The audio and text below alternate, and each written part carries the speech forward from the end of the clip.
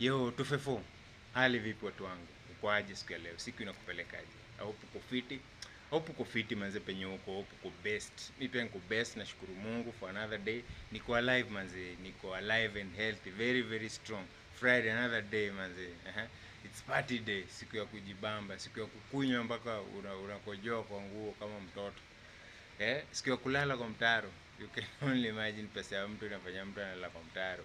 Nonsense. But anyway, all in all, tuko Kenya, land of freedom, land of opportunity.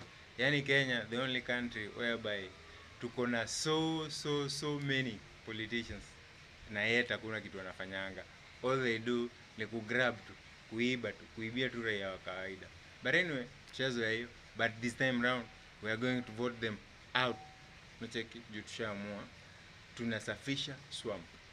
It's about that time we do the right thing.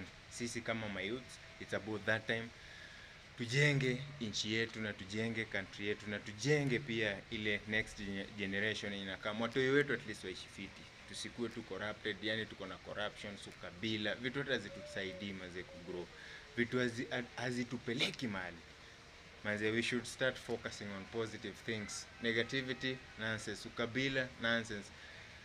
Kenya, we are one and we are one and we will always be one. 40 something tribes, but that doesn't matter. Unajua, penda ndugu yako, penda rafiki yako, penda whoever it is that you love. Be with them, protect them, care for them. Yeah.